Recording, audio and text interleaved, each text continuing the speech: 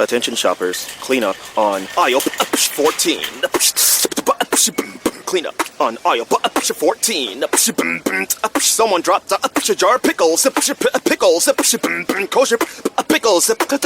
Beatboxing at a big box store. Surprising. What's not surprising? How much you could save by switching to Geico.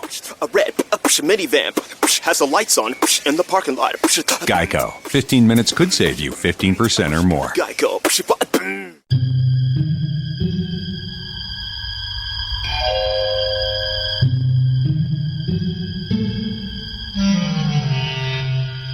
Archangels, ghosts, and Bigfoot. Oh my. It's just another night for Supernatural Girls. Real stories, real answers to life's biggest supernatural mysteries. And now for another exciting interview with paranormal experts from this world and others. Here's your host, paranormal researcher Patricia Baker, on the one, the only Supernatural Girls.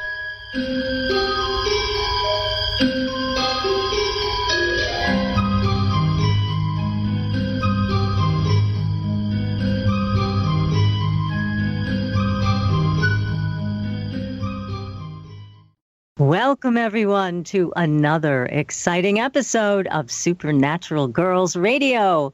I am your host, Patricia Baker, and I'm here with my co-host all the way from Tucson, Patricia Kirkman. PK, how you doing?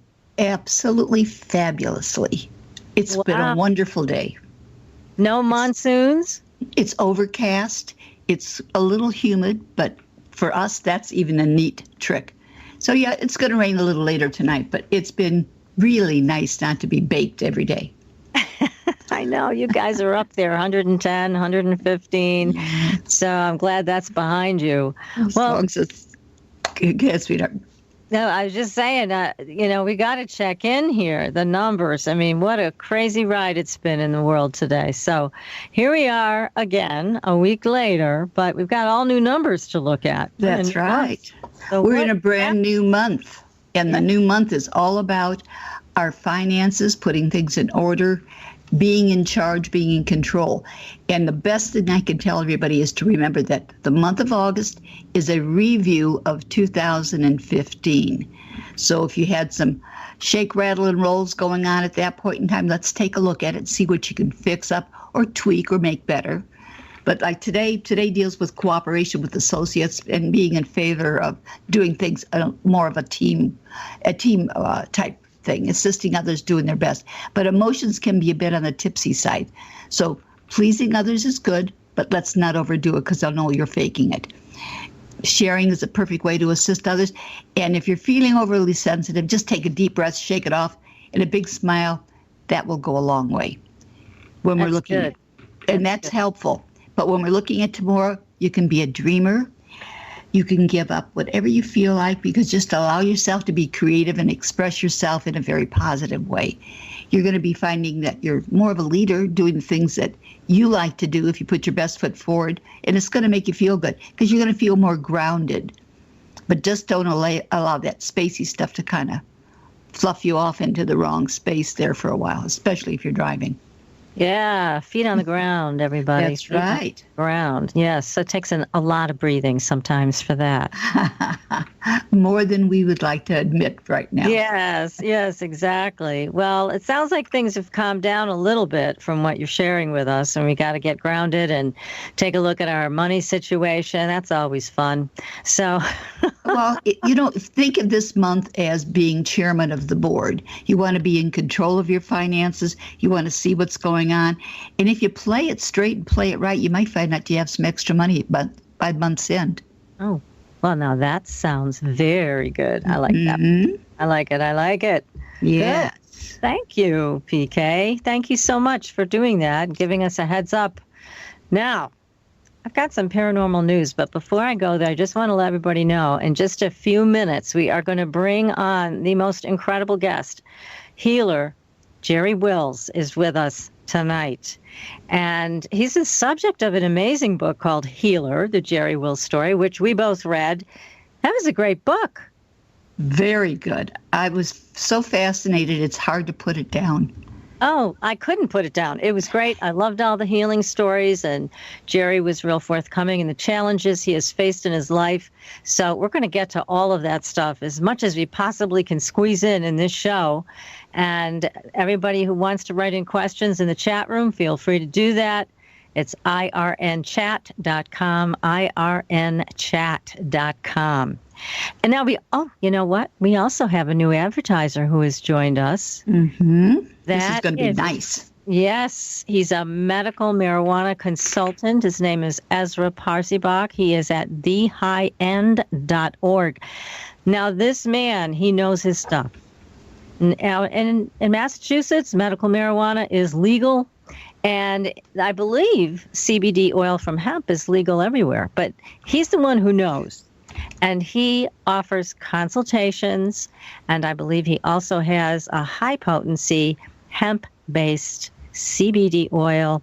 You can find out all about him at his website, thehighend.org.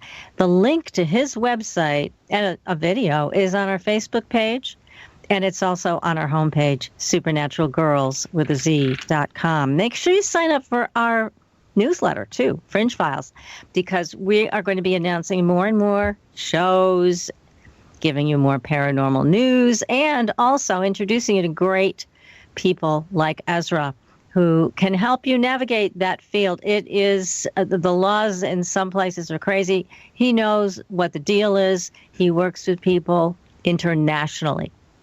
So feel free to contact him. He's a great guy. That sounds like a great idea for a lot of people that are really unsure or unknown about what it really involves. But also, Patricia, is that going on the website, they can go back. The shows that they happen to miss, they can catch up.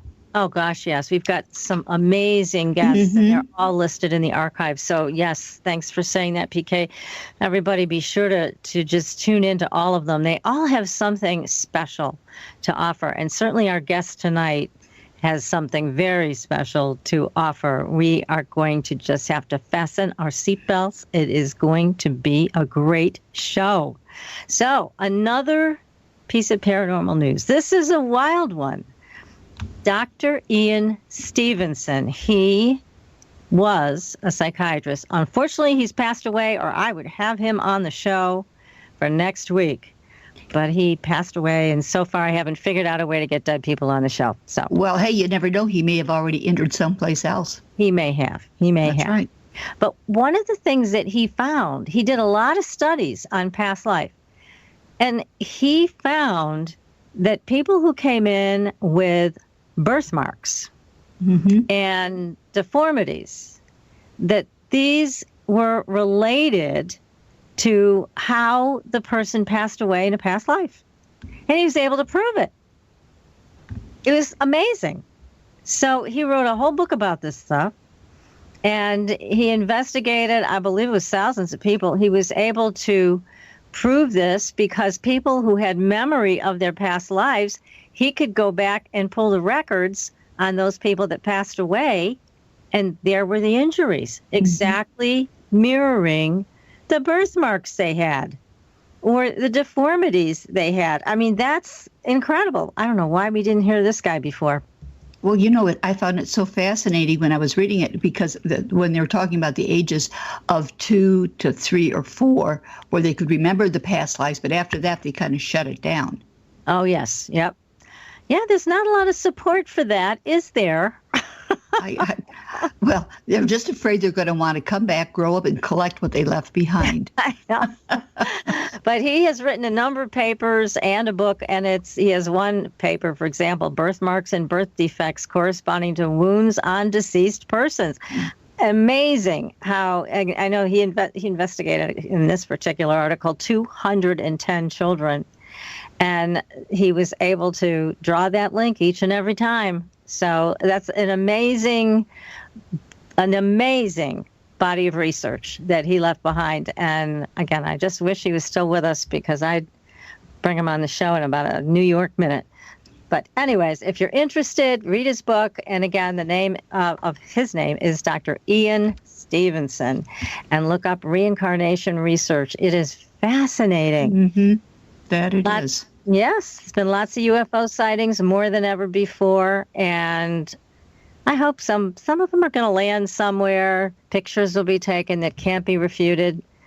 We can't wait for the government to disclose anything. So we can't get old enough to wait for them to do that. It's not going to happen. But we're going to talk to Jerry, our guest, about UFOs too, because he's had some encounters. So anyways, I am going to tell you all about Jerry in about 1 second. I want to let you guys know this is a very, very special man. He has unique abilities. I've worked with a lot of healers through the years, but he's amazing. And his gift goes way beyond anybody who I've ever met before. Now, he said for as long as he can remember, he saw and felt life force essence. But during his early years, of course, he got scolded for it. Again, no support for this stuff, even now. And he learned to keep his intuitive flashes and comments to himself. But the Great Spirit had other plans for him, and during a near-death experience, he was told he had one more chance to use his healing abilities for the good of humankind. So we are so lucky tonight and so blessed to have him with us. So, Jerry, welcome to the show. Thank you. It's a privilege to be here. Well, my goodness, what an amazing life you've had. But I want to start at the beginning, because in the book you created this mystery that I feel needs to be solved. Where in the world was your father, who is in the military, and again, you were adopted, your adopted father took you to these military installations deep in the earth down in Florida. Now, did you ever find out what they were really up to with you? No, I really never figured that part out at all. It's very strange. There were other things that happened, too, that were equally odd. He apparently was involved with the Masons in some capacity. I was about 5 years old, and 4 or 5, I remember being taken down in an elevator to a large room in a building in Denver. And I was then put in a one-piece jumpsuit, walked out onto the stage at a microphone, and was told what to say. Instructed, what to say. And everyone thought that was really pretty amazing, that it was a really great thing, but I haven't got a clue what that was about either. How strange. I mean, it's, again, you were abandoned as an infant, but you were eventually adopted by 2 loving parents. Your father, adopted father in the military, taking you on these summer excursions to top secret facilities, apparently. And you never knew what it was about. But after your father passed away, your mother put her foot down because they were going to try to take you, right? Yeah, I remember that happening very clearly. Gosh. Just a few days after he died. So they show up at your door and they tell your mother, we're going to take him. And she said, forget about it, right? Yeah, well, she said, no, he's my son. You're not taking him anywhere. Get out of my house. Good for her.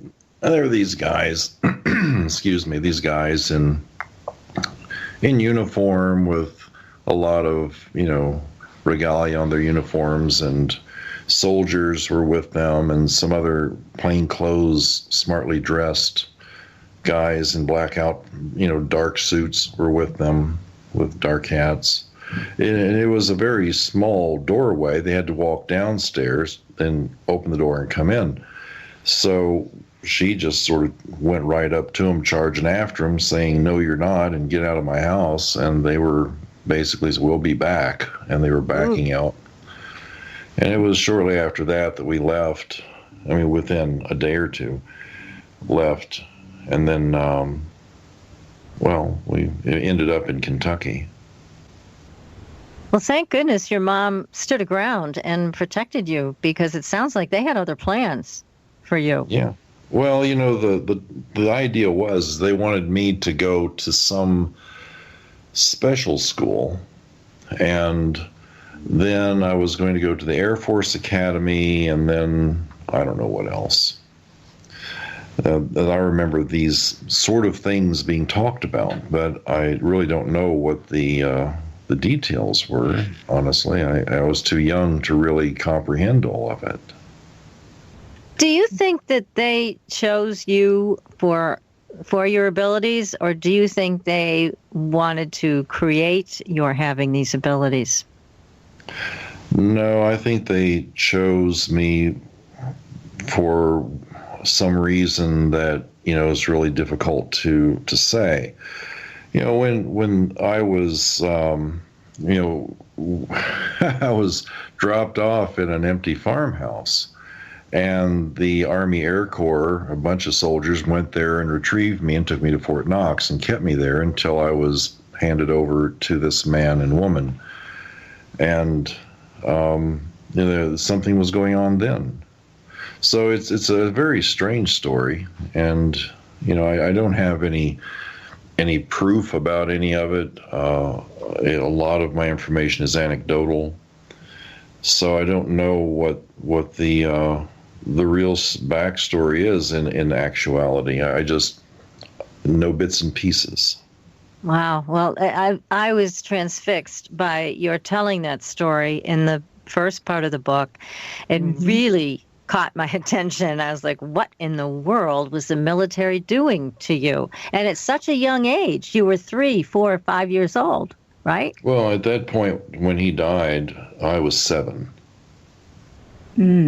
I had turned 7 in September, and this was in December that he passed away. Wow. Well, it's just an amazing landing. Definitely that. You had your on Earth, Jim. How did they even know that you were there as a child in this farmhouse? What drove them to the farmhouse? Did they ever tell you? Well, the story goes something like this. They had been given a tip that I was going to be left there. And the Army being what it is with military intelligence, they showed up 12 hours late, and by the time they arrived, I was frostbit over most of my body. Oh, my. Lucky you survived that. Gee. Yeah, I don't remember any of that, really. Just flashes. The thing that brought it into greater focus for me was in Tempe, Arizona. I was doing a talk for MUFON, I think it was, and this very old gentleman came up to me dressed in his military attire and said that he wanted to shake my hand and meet me. And so, well, of course, let's go outside and talk. And he says, well, I don't have much to say. He says, I just wanted to meet you. I was there when they retrieved you. Oh, my. That's fabulous. And he said it was, he named the project. He says it was part of Project something or another.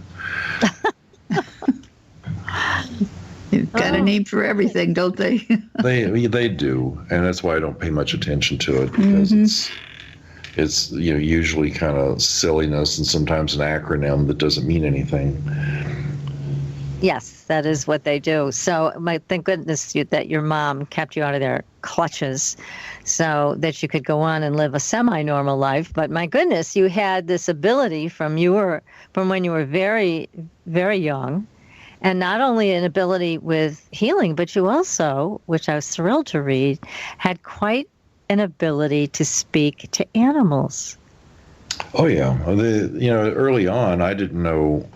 I didn't know some of these things weren't just normal.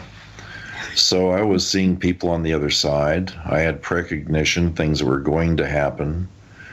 I'd get hurt. I'd heal within a few hours instead of a few weeks.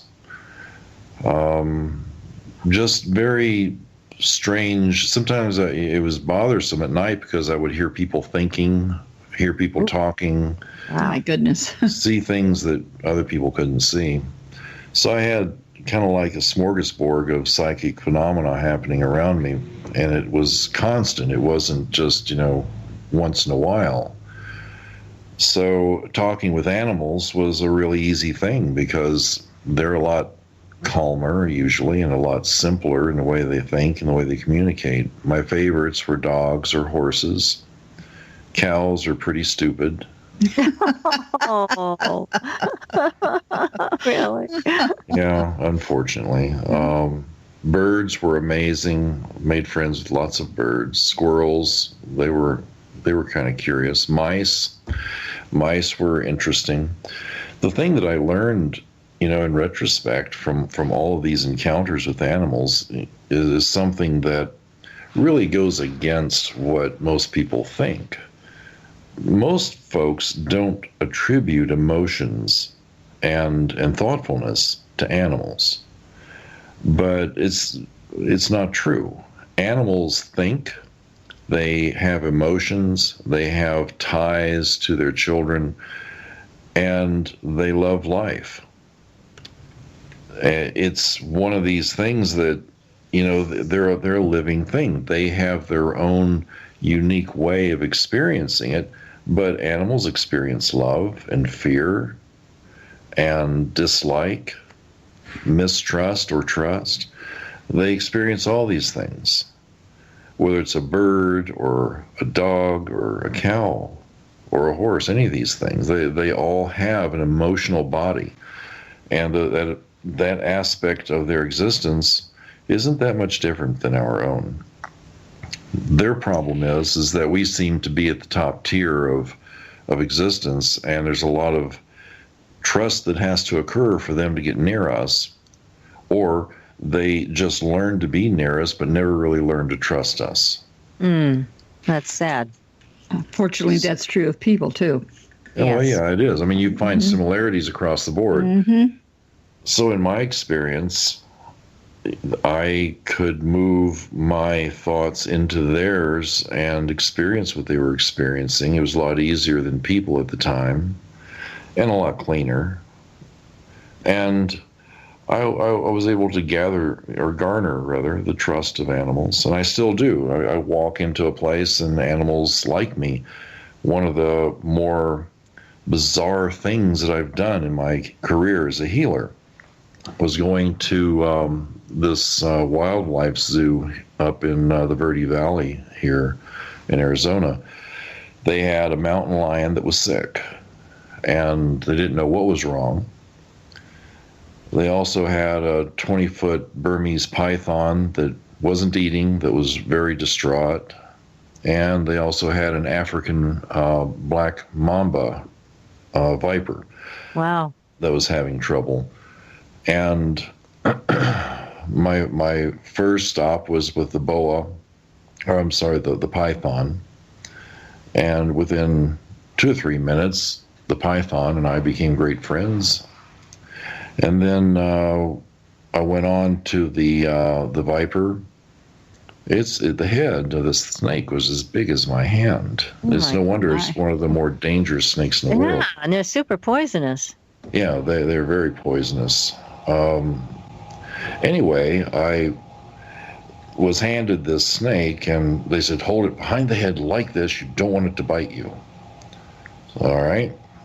So I did. They wanted you to hold it? Well, oh, yeah. That would be feet don't fail me now. Yeah. Well, no, it wasn't they wanted me to. I wanted to. Oh, you did? Okay. Bless your heart. I wanted to merge with this being. So they had me kind of pinching between my pointy finger and my thumb in my right hand to hold the head of the snake and hold its body otherwise, and it was a very stiff situation. I didn't like it. So I relaxed after I'd merged with it. Snakes think way differently than people.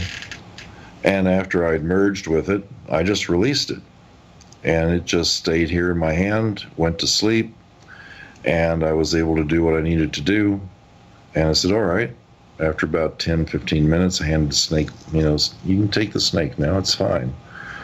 And they came and took it. But they were freaked out because I had let loose of this. I bet they were freaked out. God, this is the snake that killed someone in Kill Bill. That's how I know about Black Mamba. Very, very deadly and quickly deadly. Well, the mountain lion was actually the most disturbing because when I worked on the mountain lion, it was sick under some creosote bushes out in a field. And of course, it's all fenced in. It couldn't get out. So I went over there with them. There's like 4 people with long sticks and, tranquilizer gun, the whole bit. And they said, "You sure you want to do this?" And I said, "Yeah, I think so. Let's just find out how it goes." Well, I'd never been that close to a big cat before. But I don't approach things with fear. It's just another animal, just like a puppy to me. So I walked over. It's lying there, and it's sick. I could see that it was sick. I could see the field around it. So I knelt down, and I started talking to it, told it who I was and what I was going to do, and not to be afraid. And it made a guttural noise in its throat a couple times. And in my mind, it was like, "Thank you." So I put my hand on its side, right near where its liver was at, because that's where the disturbance was in the field. Mm-hmm. And there, of course, the handlers are like freaking out. They're like holding their breath. And I worked on this cat for about 10 or 15 minutes. And when I finished, I said, "I think that you're going to be fine now. I'm going to remove my hands. There's nothing for you to be afraid of. You're going to be all right." So I moved my hands away very slowly and just remained there on my knees. And the cat opened its eyes for a moment, and immediately, in just a flash, had its face right up next to mine. Oh. And opened its mouth and made a snarly sound, very deep, throaty, snarly sound, licked its lips, and laid its head back down. And so I got up very slowly, and I walked away. The handlers were just shaking. I passed by a 3-legged large bobcat that was just trying to get to me. It was on the other side of the fence, asking me for help because its leg was hurt. And I tried to help it. I said, "I need some time to reorganize myself, and then I'll try to help you." But it's strange, I got outside of the enclosed area, went back. Kathy's watching the entire time. And as soon as I got outside of that last gate, I started shaking crazy bad. Oh, wow. At some level, it really shook me up inside. And, I wasn't able to work on the lions or the tigers. Something just sort of shifted in me that was like, "Okay, you best stop now." And so I did. But all 3 of the animals survived. Last I know anyway, they're still fine. I haven't been back over there in quite a few years, so I don't know what the deal is, but I did hear that they were getting better and they were going to be fine. Oh, that's good. Yes, and you survived too. Yeah. Wow. Now, what was Kathy doing? Was she holding her breath through this? I mean, she's watching you. Well, she's looking from the other side of the stand of creosote bushes. She couldn't see through it. All she saw was me kneeling down and disappearing. And then after a time, that would be scary in itself. I know. Then standing up and looking over at her and smiling and nodding my head, and then walking, and a small group of people with all kinds of things to ward off an attack, walking with backwards as I'm walking forward, so that they can watch this cat that doesn't come out and try to charge or something. Right. It didn't. But what an experience, Jerry. Oh my goodness. That's going to be the trippiest one, working with animals. I've worked on gigantic horses. I've had a horse that everybody was afraid of. That I was working on this. Do you want to hear this? Oh, yes. Our audience loves animals. So Okay. We're going to have to take a short break in a couple minutes, but we can get started on the story, and then we'll return to it. Well, I went to work on this this one horse that had a sore shoulder. And as I'm working on this horse, and it's communicating with me what's going on, and it was a real sweet energy. There was another horse that used to be a rodeo horse. It was one of these high-dollar rodeo horses, but it had been mistreated most of its life, and now it doesn't like people at all. The horse's name was Quasar. Beautiful animal, really big, beautiful animal. And as I'm working on this, I hear clankety-clank, clankety-clank. Well, this horse is trying to get out of its stall, and it finally figured out how to move its tongue to open up the gate. So the gate opens, and the gal that's there, the gal that owned this horse I was working on was standing there, and she goes, uh-oh, Quasar's out. Okay, so everybody hold that thought. We are going to come back and hear what happened with Quasar being out. And we are speaking tonight with a tremendous guest. His name is Jerry Wills. He's a healer. He's the focus of a book called Healer, The Jerry Wills Story. Excellent book. You should all go out and get it. And you are listening to Supernatural Girls Radio. We will be right back.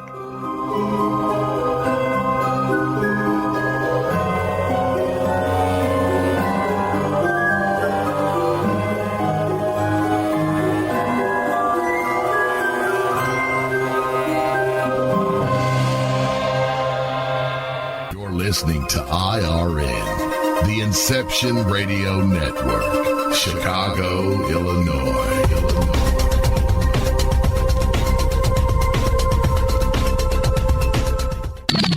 You didn't forget what's coming up tonight, did you?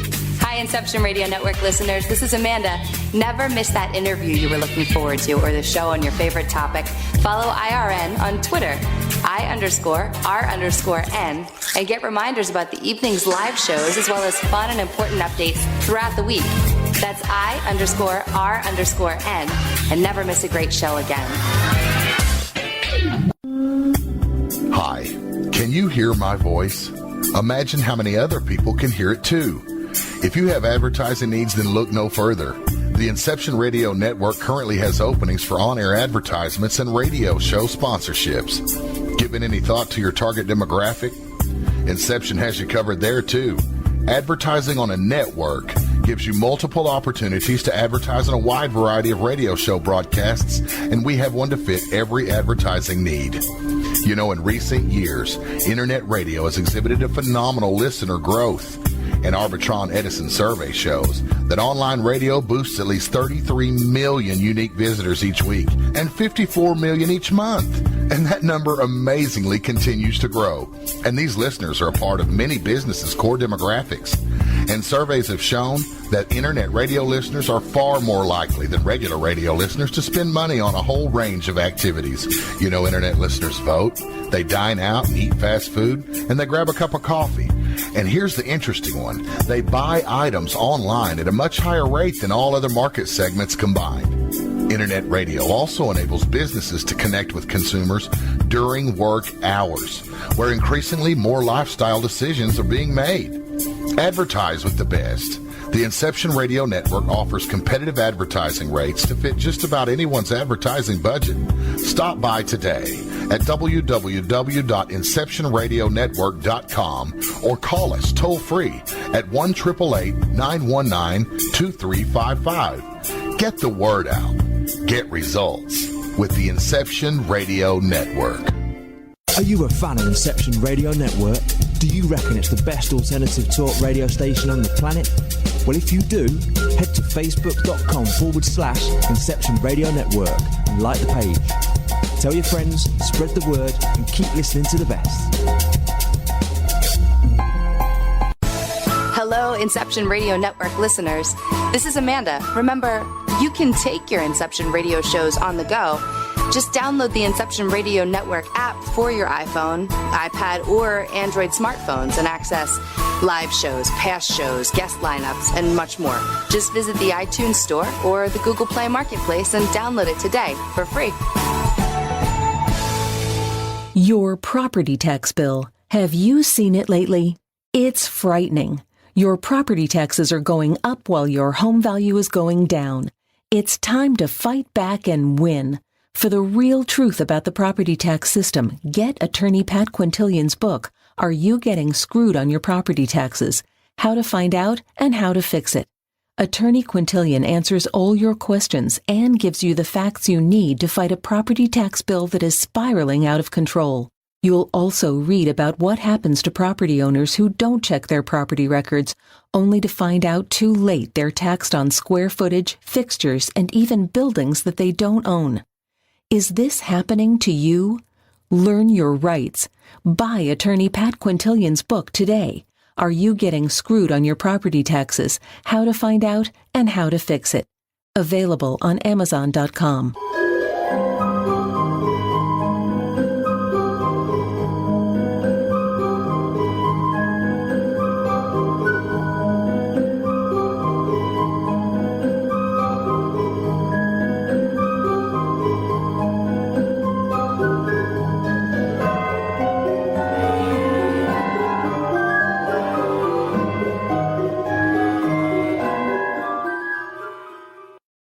Welcome back, everyone. You are listening to Supernatural Girls Radio. I'm your host, Patricia Baker.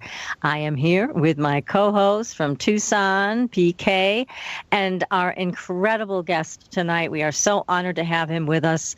Healer Jerry Wills is with us tonight, and he is in the middle of telling us a story. We are on the edge of our seats because Quasar, the unfriendly quarter horse, has broken out of his pen. So please, tell us what happened next. Well, of course, this gal must have known more about Quasar than me because she got this frightened look on her face, and that's when she says, Quasar doesn't like humans. He'll walk up behind you and bite your arm or bite your shoulder or do something to hurt you or kick you. She's telling me all these things. And I thought, wow, really? Must be really unhappy, really angry about something. Yeah. So I was thinking, oh, maybe I better be careful. Excuse me. Rod Haberer, who wrote the book about me, was there as well. And when I'm working on this horse, I basically got it to a point, it went from limping to where I said, all right, let the horse go. Well, before all that happened, Quasar walked up behind me and kind of nuzzled under my right shoulder blade, just gently. And I'm working on this other horse. And I didn't pay any attention to it. And there it was again. So I stopped and I turned around and I said, Quasar, I'm trying to help your friend here. Give me just a moment and I'll work with you as well. It'll be fine. Don't be afraid. And it shook its head, yes. How about that? And it took 4 or 5 steps backwards, just waited, like over here in the shade. I was standing mostly in the sun. So I finished up with the horse, and the gal took him to a large circular riding arena thing. I don't know what they're called. And the horse took off, is running and jumping and rolling and having a grand old time. So it felt better. Quasar is standing there in the shade. I said, all right, come here. And it walked right over. Well, Rod's watching this. He's never seen anything like this before, and the gal is now over there with this other horse. And I said, where does it hurt? And it just sort of nodded its head and put its head down. So I put my hand on its head and the other hand on its neck. And then I started feeling into Quasar, and I could tell right away that its back was hurt. And I said to Quasar what I thought was wrong, and it nodded its head slowly. So I put my hands on its back and ran my hands along its lengthy spine. And at one point in time, I said, Quasar, I need you to take a deep breath and let it out. And immediately, Quasar took a really, really deep breath and puffed it out. Amazing. And I said, Quasar, that wasn't deep enough, and you puffed it out too quickly. Try that again. And so I'm still working on SPAC. It took a really deep breath and slowly exhaled. Rod was absolutely awestruck. He said, the horse understands you. And I said, well, good. So I worked on this horse for about 20 minutes, and Quasar told me that it was feeling better, its back wasn't hurting. There was a man there who showed up and wanted to know what I was doing with Quasar, and of course Rod told him. And the man says, I've never seen Quasar act like this around anyone. How is this possible? I can't even get around Quasar. The guy owned Quasar. Oh. And Rod says, well, Jerry has a way with animals, and he's trying to help Quasar feel better. He says, well, I'm really interested in getting rid of Quasar. Do you think you'd want him? And Rod says, well, I don't think he could afford to buy Quasar. This is an expensive quarter horse. So when I finished, I told Quasar, all right, go on and walk around and see how it feels. And Quasar went for a walk, which strolled around this whole area before he coming back. The man tells me if I want Quasar, I can have him free. Oh, wow. Oh. Great. I've never seen anything like this. So I got Kathy on the phone, and I said, you'll never guess what happened. This fellow gave me Quasar. Quasar is this award-winning, super expensive quarter horse. He said I could have him. She says, what are you going to do with a horse? And I said, I don't know, but I like Quasar. She says, well, what are you going to do? You can't put him in the backyard. I said, I think we could probably figure it out where he could probably just stay in the house part of the time. She says, that isn't going to happen. You can't have a horse. Oh, that's too bad. The father of the woman that owned the horse I'd worked on was, they were from Wyoming. No, Montana. And I hung up the phone. He had joined in talking to Rod now, amazed that this horse was walking so well. And I told Rod, I can't have Quasar. Kathy says I can't bring him home. And Rod says, well, where would you put him? So, well, I don't know, but I've never had a horse before, and Quasar is really cool. So the guy wanted to know what's going on. We filled him in on the details between Rod and I. He says, so the guy gave you this horse? I said, yeah, he gave me the horse. I don't know. Well, Kathy says I can't have him. He says, well, I have a ranch up in Montana, and it's just for horses. If you want, I'll take Quasar up there and turn him loose. He can be on the range. Oh, how nice. So I had a talk with Quasar about it, and Quasar really wasn't too sure about the whole deal, but I said, look, really, this is good. It's going to be cold sometimes, but you're a horse. You'll like it. So Quasar agreed.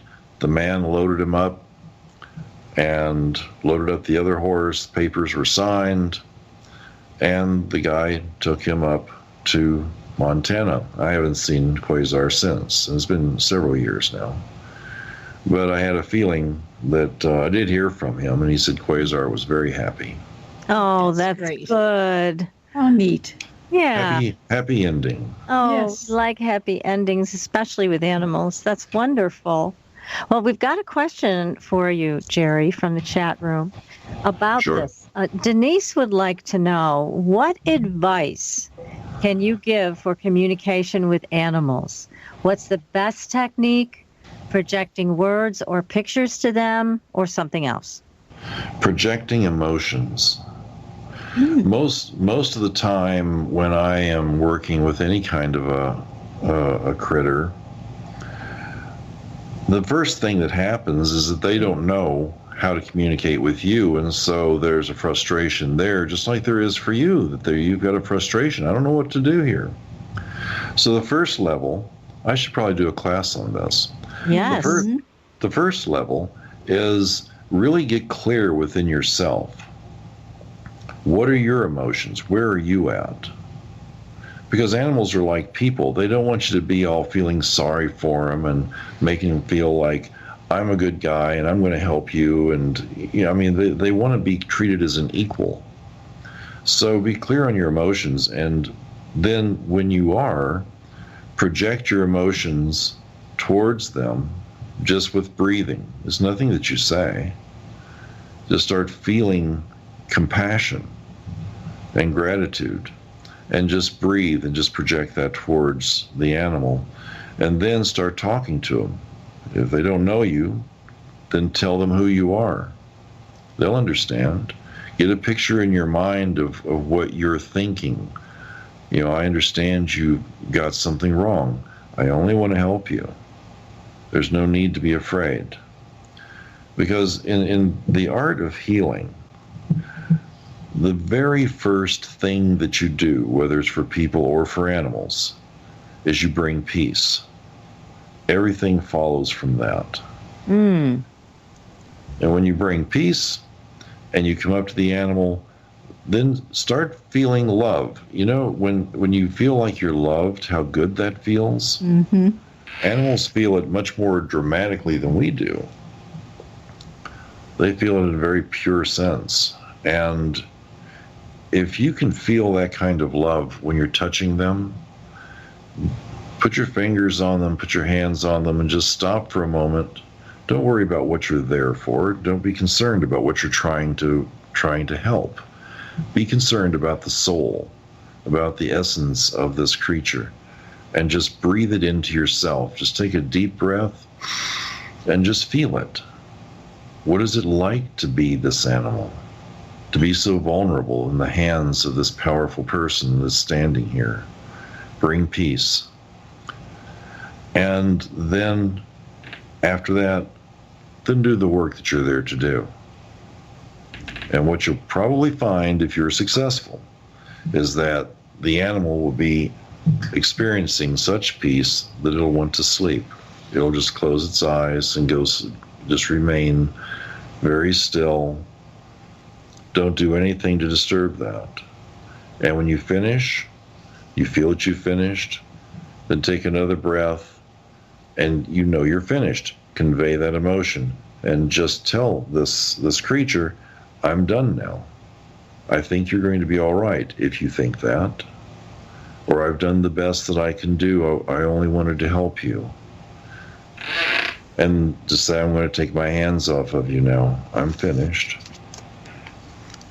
Well, it sounds like an easy process to follow, but I hope you will do a class for people on it. I know there's so many people interested in being able to communicate with their pets and their farm animals and just animals in general. Be a great class. And people can find, just so this is a great time to mention where to find you. People can find you at jerrywills, WILLS.com on the internet, where you do offer classes. You also offer private healing so that people can call you and schedule an appointment and also have the experience of a healing directly with you. They don't have to be in your presence. You can do this on the phone, right? I do it all the time for people worldwide. That's wonderful. That's so nice to know. And people are going to really be able to take advantage of this now, to know that you're there to offer this to them. Yeah, sure. They don't have to be in Arizona to get this. So also, Lisa has a question. She would like to know, do you feel any burden to having this healing ability?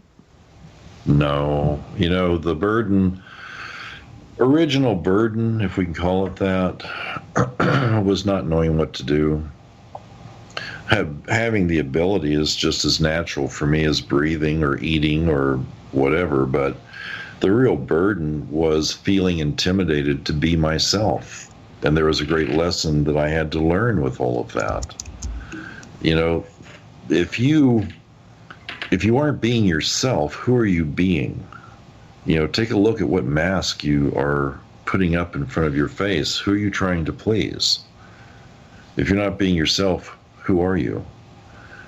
That burden was something I carried with me until I was 43, 44 years old, because I was always around a spouse or friends who thought that I was just goofy. Now, your spouse didn't think that. Oh, yes. Not this one. Not this one. No, in a previous marriage, it was basically, I don't want to hear about that stuff. I don't like that stuff. There's a bunch of goofy people doing this stuff and all this. I don't believe in any of it. Of course, whenever I needed to use it to help her or a family member, it was quite useful, and it was usually well received. But beyond that, no, you're not going to be working on people. Who do you think you are?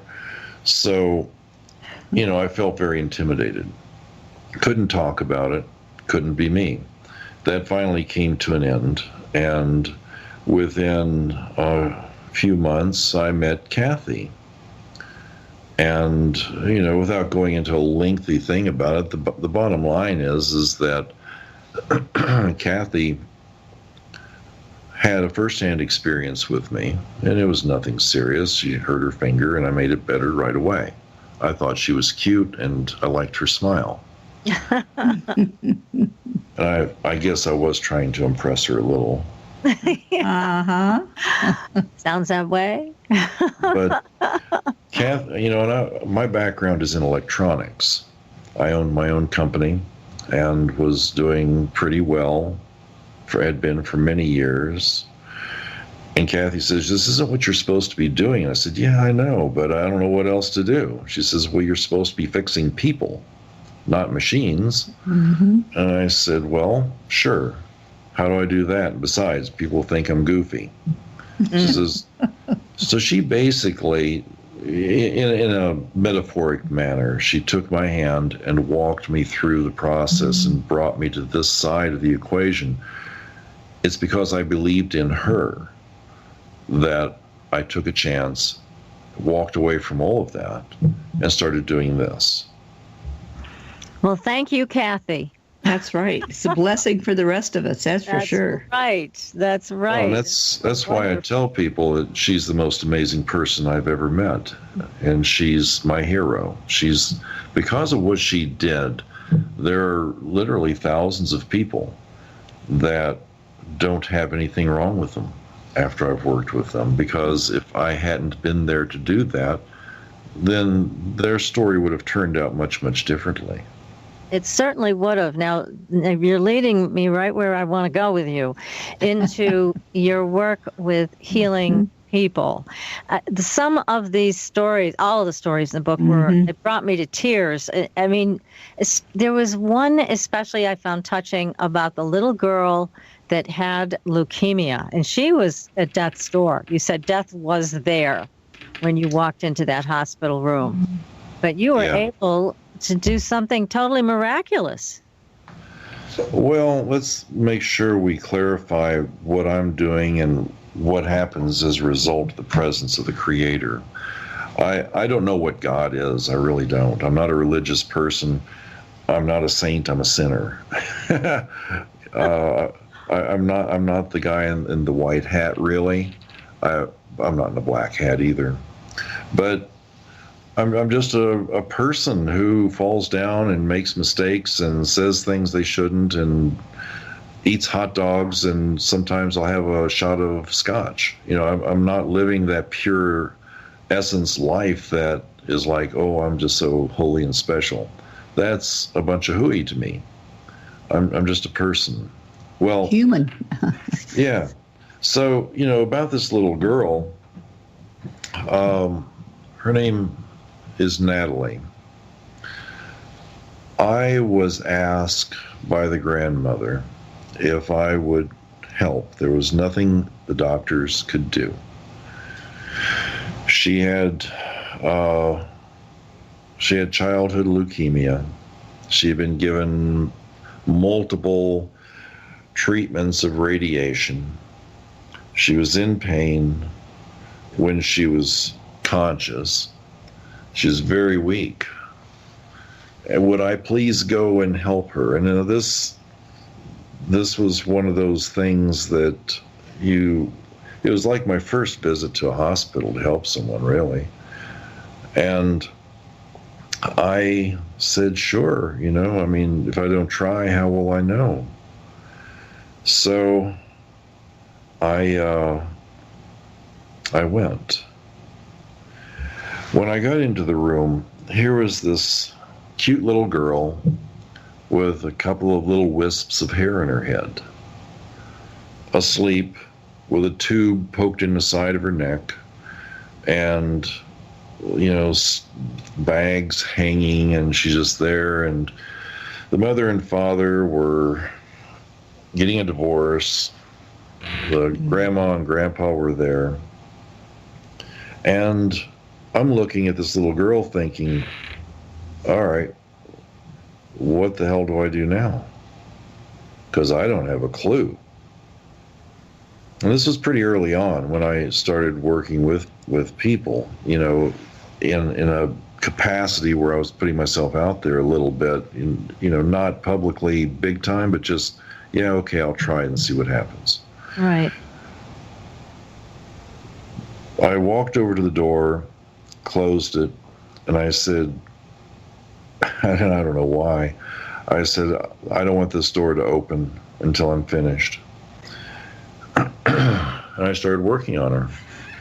I just took a couple of deep breaths, put my hand on her stomach and my other hand on her head, and it's as though fire was racing through me.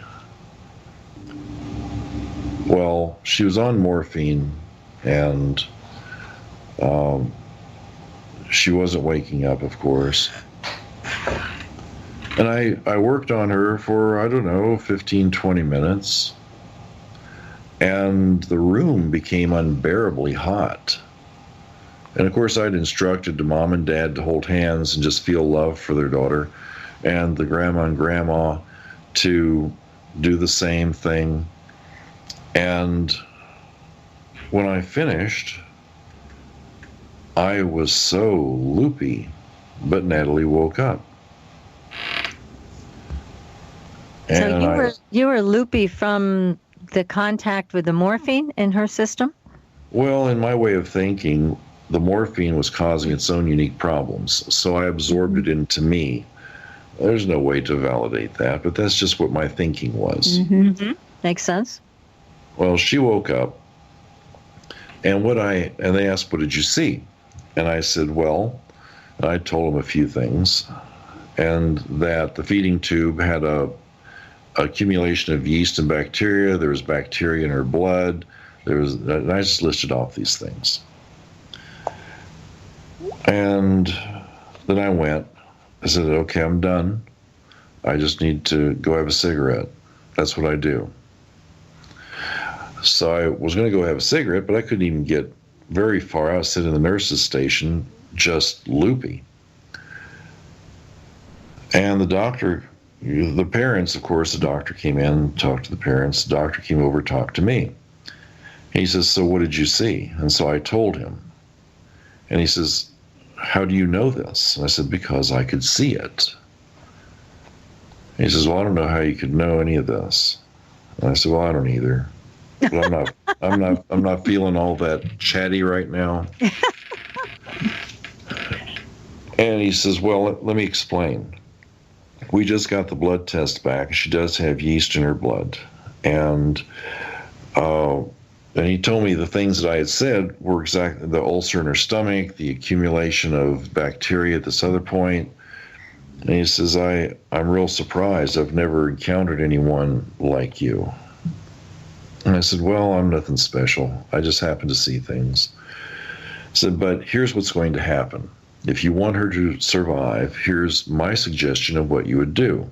He says, did you tell the parents this? And I said, no, I haven't had a chance to. I was feeling too loopy. I said, but here's what you should do. Get that tube out of her, because by tomorrow she's going to be hungry and wanting to eat. And that tube is nasty. It's causing a problem in her stomach. So you need to do something about that too. Anyway, I gave him these details. Apparently he did it. I did this on Good Friday. And then I left and went home. I figured I'll never hear from him again. I hope she's all right. I got a call Saturday night. Natalie had made a remarkable recovery. They couldn't find any evidence of cancer in her at all.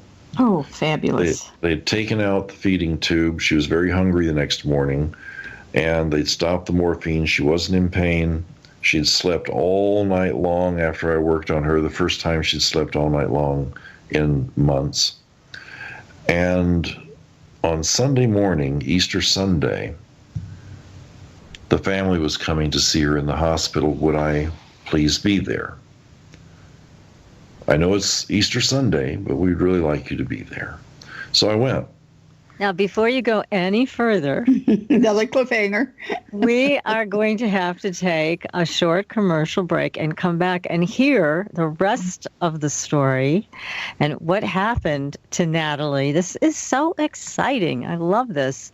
So, everybody, stay tuned. We are speaking with Jerry Wills. He is a healer and the focus of a great book called HEALER, the Jerry Wills story. Stay tuned, everybody. You're listening to Supernatural Girls Radio, and we'll be right back.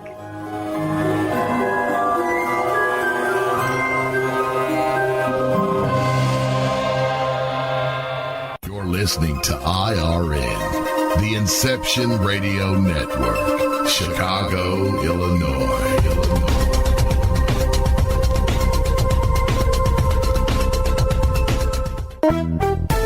Hi, Inception Radio Network listeners. This is Amanda. Just a reminder that Inception Radio Network is on Twitter. Follow us at I_R_N and keep up to date about who's on tonight, what interviews they'll be doing, who's guest spotting, what topics they'll be covering. Tweet to us, tweet about us, retweet topics to your friends, and most importantly, never miss a great show again. That's I_R_N.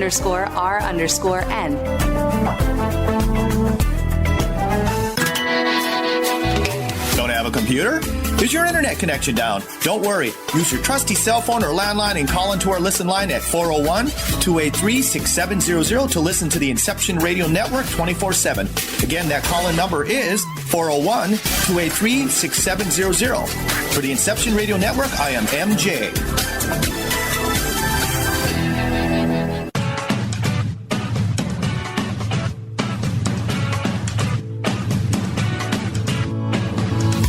Hello, Inception Radio Network. Would you like your favorite show to be played again live on air? Hello, I'd like to deposit this to checking. Fate is a fickle master. What? The future is uncertain. Okay, and what's my account balance? The horizon is cloudy. I see a long, treacherous voyage filled with great peril. Look, can I just get a deposit slip or something? A fortune bank teller. Surprising. What's not surprising? How much you could save by switching to Geico. I see a yellow-eyed serpent and a low APR. Geico. 15 minutes could save you 15% or more. Well, now the choice is in your hands. With IRN's live request portal, an easy way to request your favorite show with a simple click. IRN's live request portal now gives you exclusive access to all the shows. How easy is it? Simply type a show name or a guest name, click request, even write a dedication message, and that's it. Try it now. Simply visit InceptionRadioNetwork.com, click on the live request tab under the show menu. Now playing your favorite show is just a mouse click away. Are you a fan of Inception Radio Network? Do you reckon it's the best alternative talk radio station on the planet? Well, if you do, head to facebook.com/Inception Radio Network and like the page. Tell your friends, spread the word, and keep listening to the best.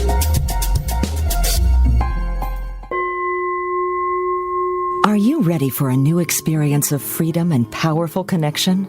Would you like a positive, effortless change in your life? Then come to CosmicFusion.com, where we offer the most advanced energy clearing and expansion techniques in the world, with a quantum vortex energy to activate your divine blueprint and life's purpose. When your soul leads the way with cosmic fusion and quantum vortex energy, you can break clear of past difficulties and blocks with the power of the source. With cosmic fusion, the source energy does the work for you. It's easy and effortless. Listen to our free meditation right from our Cosmic Fusion website, the Cosmic Code Meditation. Sign up for one of our interactive webinars today. Come to Cosmic Fusion, www.kosmicfusion.com, to experience an effortless awakening and transformation. Are you ready for an upgrade? Are you ready for a new experience of living in the fifth dimensional magic and powerful connection? Then visit CosmicFusion.com today. CosmicFusion.com.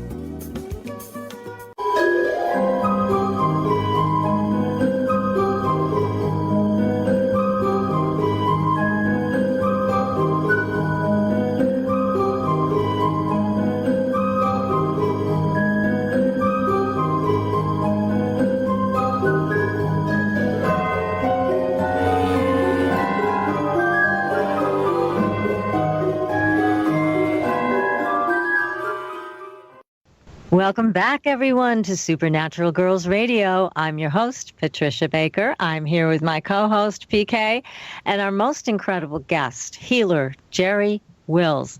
And Jerry, you were going to visit Natalie in the hospital on Easter Sunday when we had to take a break. What happened? It was amazing, and it really made a tear in my eye. I got to her room before anyone else did. She was standing in front of a mirror wrapping a scarf around her head. She was going to walk downstairs and greet her family in the atrium of the hospital, and she was excited to do so. I got to meet all of her family. They all saw her standing there, and they were all giving her hugs, and I just backed away slowly, and turned and walked away. And I haven't seen her since, but I do know that it never came back, and that she now has graduated from Arizona State University, and she has a family of her own. Oh, wonderful. Another Those are the happy kind of ending. stories. Yeah, that's great. Yes. And there was one more element of the story I found quite interesting, because you said you closed the door to the room, and you said, I don't want this door to open until I'm done. But yet, after you were done, one of the nurses said to you, who locked this door? I couldn't get in, and I was knocking on the door, right? But there was no lock on the door. There's no lock on the door, and she wasn't able to push it open. I can't explain that. That is great. There was nothing blocking it. Oh, yes, there was. Well, yes, you're right. Well, I want to encourage people to reach out to you, Jerry, for their own personal healing. And again, you can find a way to contact Jerry and schedule your own appointment at jerrywills.com. And his wonderful wife, Kathy, will help you with that. And I had a wonderful experience, Jerry, with you yesterday when you very generously and graciously offered to help me. When you heard me ask, you responded immediately and said you would do what you can. And most of the audience knows I have an autoimmune disease called scleroderma, which is potentially deadly and very painful. And you gave me such great information about what to do and where this may have come from. It was a real eye-opener. And as I mentioned, I've worked with a lot of healers through the show and throughout my life, and I was so impressed with the experience. And as you mentioned on the break, you have a wonderful, gentle, and laid-back way of approaching this. And it allowed me enough space to kind of think more on it, feel more on this whole experience of being ill and what I needed to do to turn it around. So this is just a great experience. Again, I can't say enough wonderful things about the time I spent with you yesterday. It was tremendous. Thank you so much. Oh, it was a privilege. Thank you for allowing me to help you.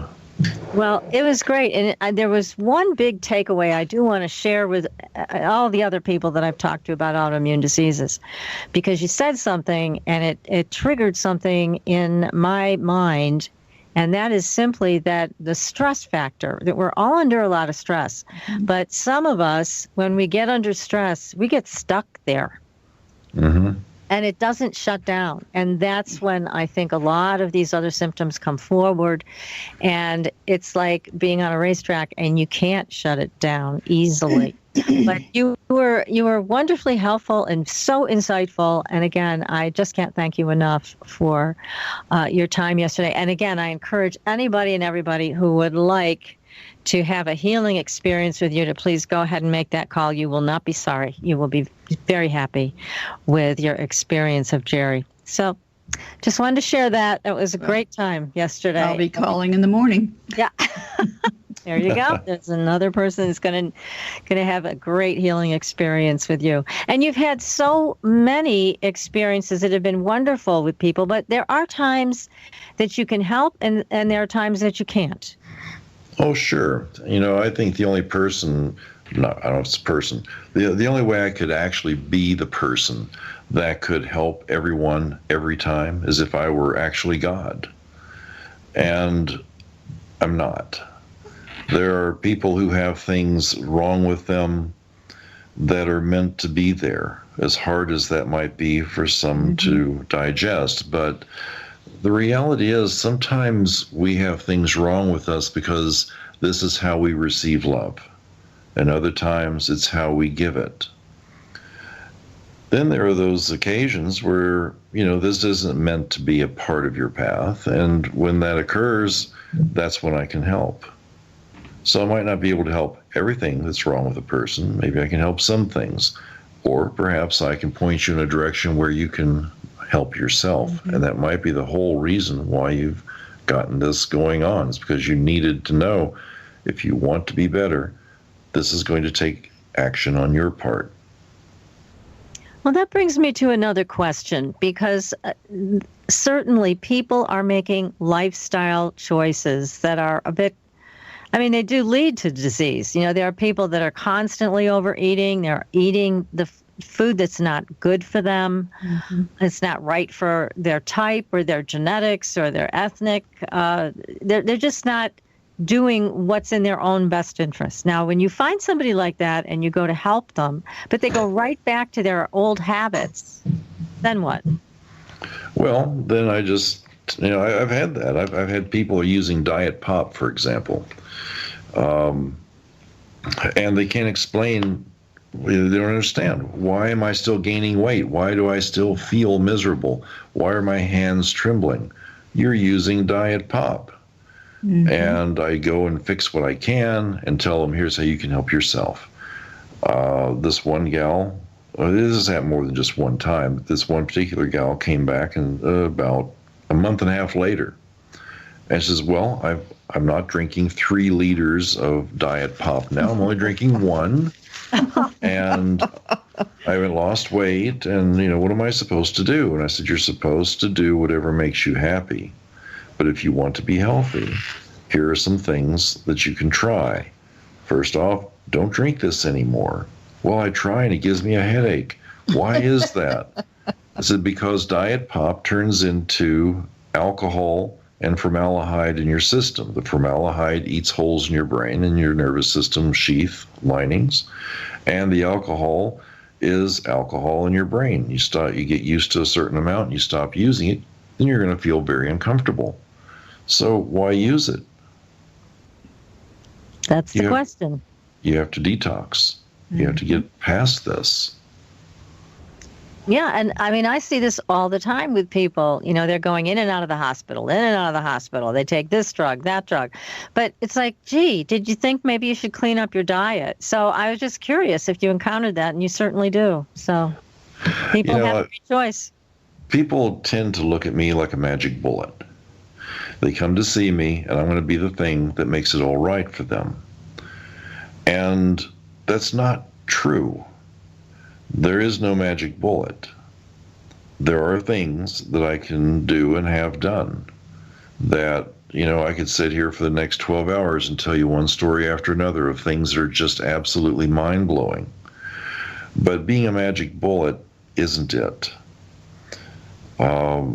Where the magic bullet really lies, if there is one, is in your ability to do something for yourself once you know what that something is. But if you don't know it, then you can't do it. And that's why I try to educate folks I work with on what they can do to make themselves better.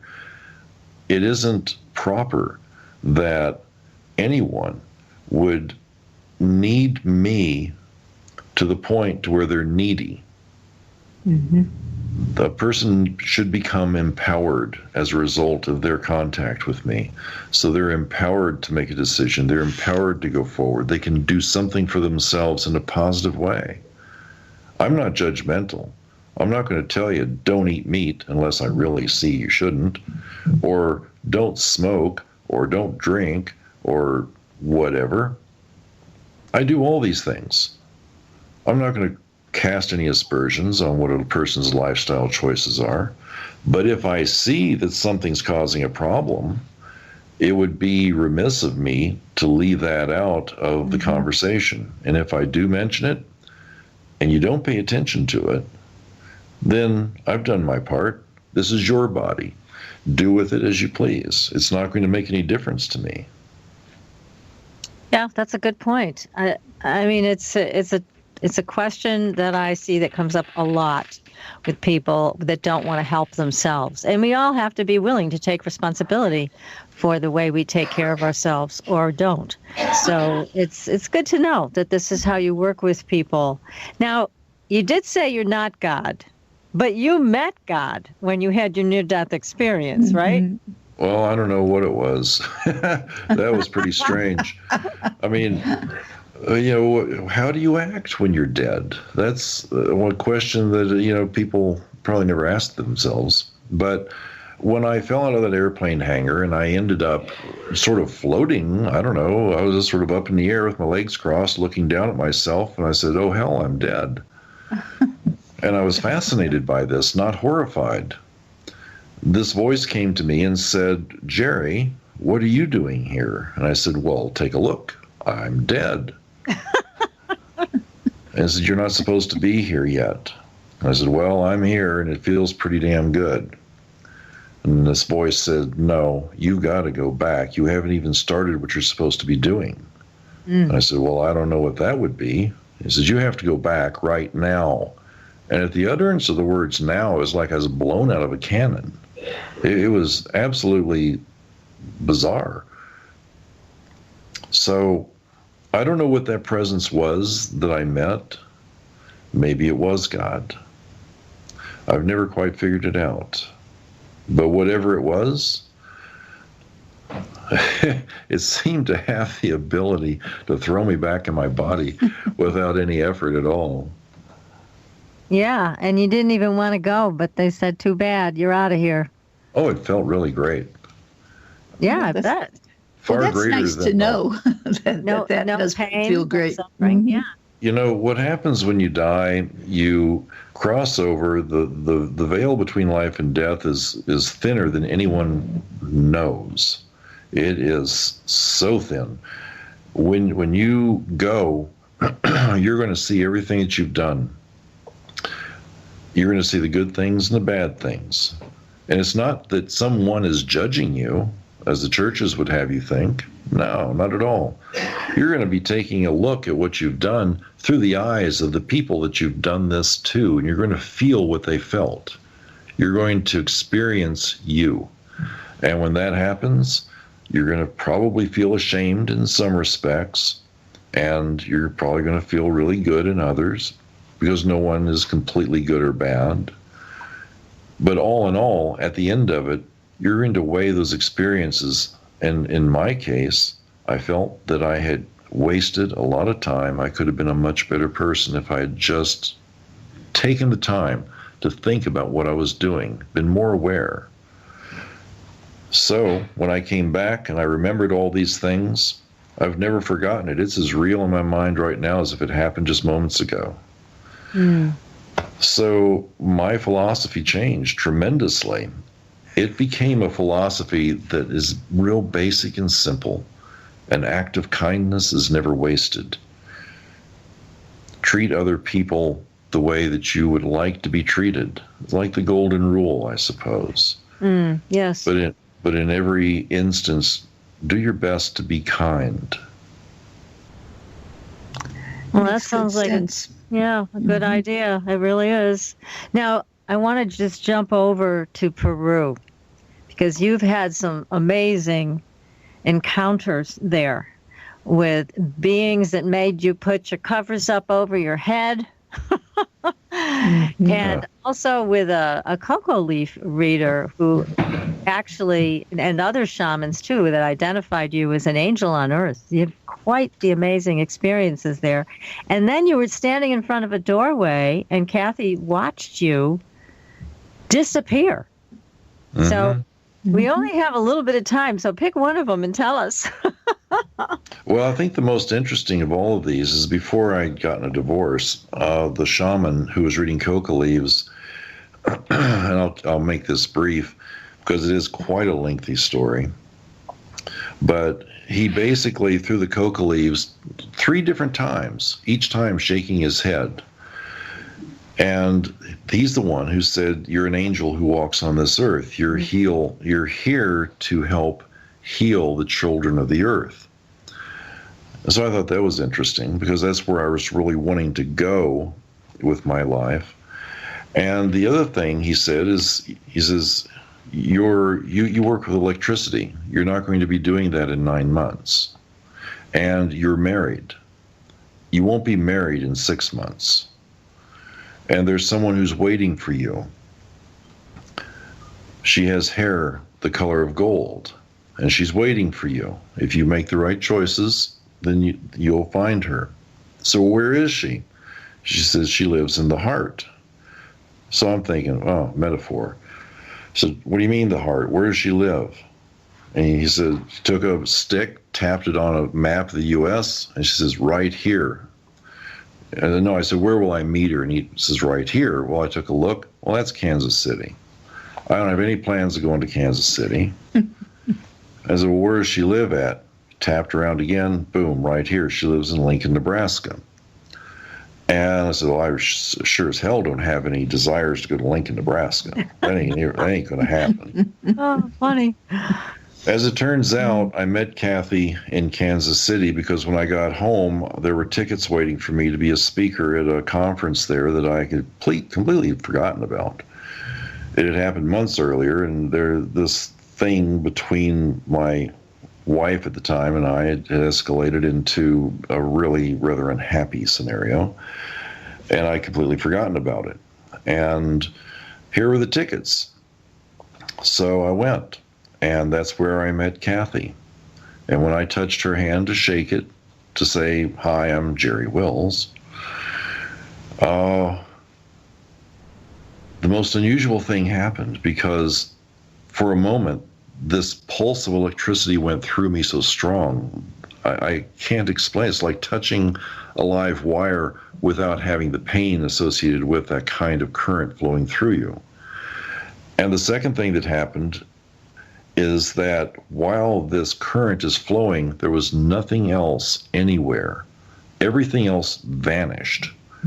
It was only she and I standing there, looking at each other. I thought that was quite a thing. I didn't know until really a few years later when I decided to talk to Kathy about it. She was so startled by this because it happened to her too. Ah, that's neat. Yeah. That's the reason why she let go of my hand and said, well, nice meeting you, and walked off quickly. Truly a hot shot, huh? Yeah. That was quite a powerful moment. How beautiful. Did she come from Lincoln, Nebraska?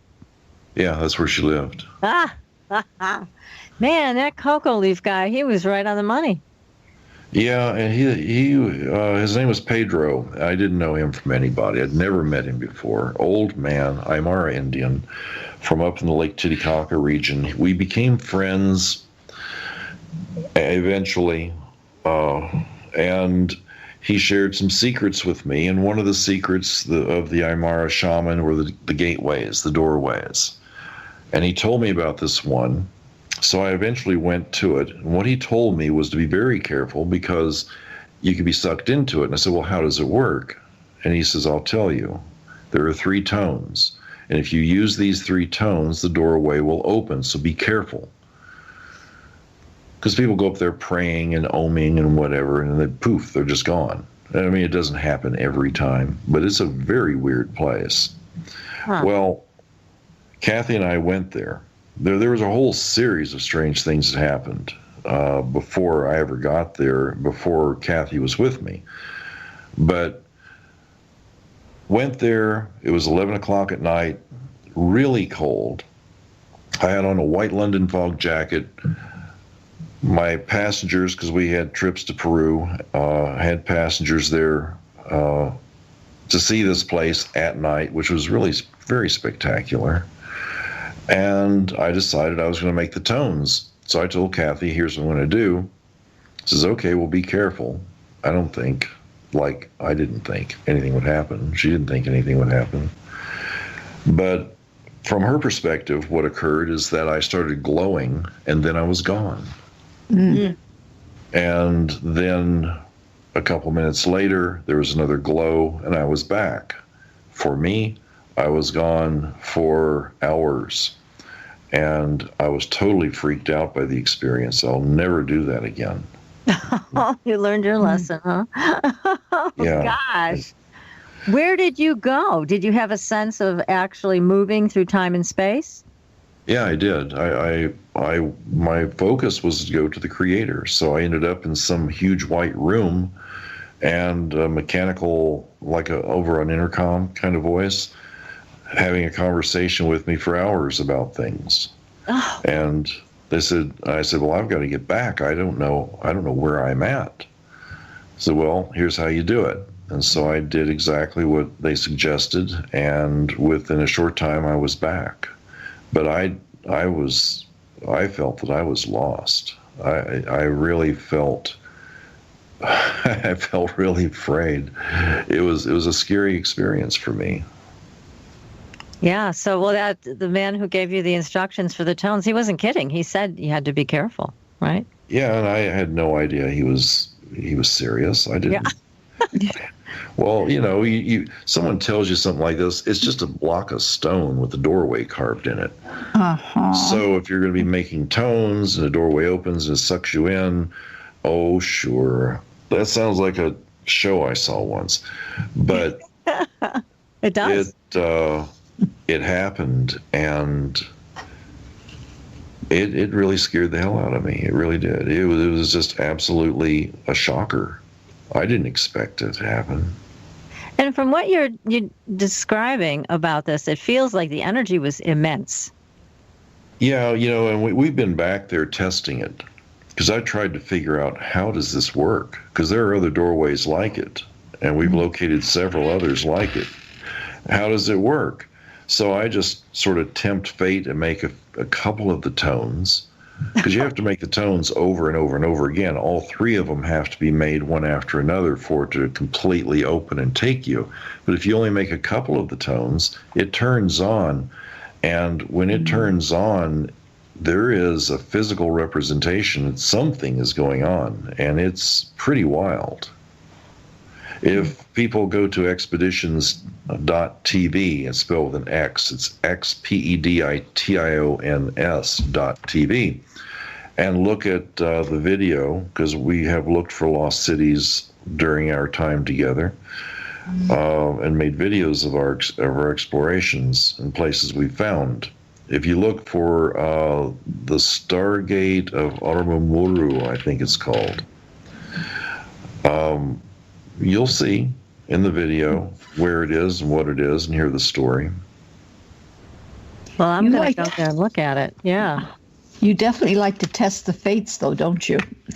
Well, I figure there's two ways of living life, safely and otherwise. I think you're on otherwise. Well, you just never know what you might do unless you try it. Very true, very true. What a fabulous experience you've had, though. I should say experiences. Yeah, and the best of all of these experiences I've had is since I've been with Kathy. Oh, that's wonderful. Is so sweet. Yes, it really is. How nice to hear that. And It's great. We've had a lot of people on the show who speak about their partners and their spouses, their wives, and it's beautiful to hear, amidst all the strife in the world. It's really nice to hear there is true love and that you respect each other as much as you do. It's wonderful. I've got a question for you, too. This is a little more philosophical, but before we end tonight, this is Daria from Russia, and she would like to know, which country or modern culture do you feel has been the most accepting of this type of healing? Wow. The ones that I have spoken to in the past that have been really open are the folks in Greece. I just love Greece. And also the folks in Russia. There you go, Daria. Yes, I think especially in Russia, they're so far ahead of us with energy healing and things like that, way beyond where we are. So, yes. Well, Jerry, this has been such a wonderful evening. We hope you'll come back and talk with us again, because I know we've just barely scratched the surface on all your knowledge and adventures. But for everybody out there, please get the book, Healer, the story of Jerry Wills. You can get it on Amazon.com.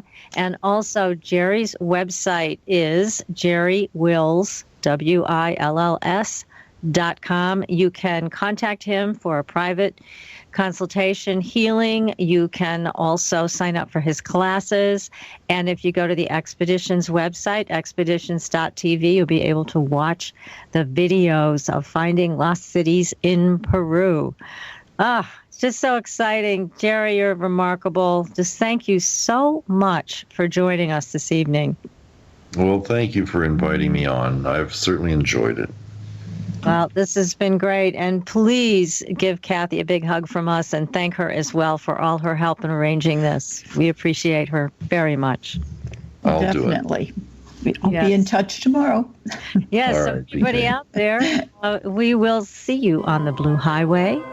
And until next week, we hope you have a great one. Next week, we are doing soul breathing with Carrie. It's going to be fun. Be sure to join us and take care, everybody. Good night.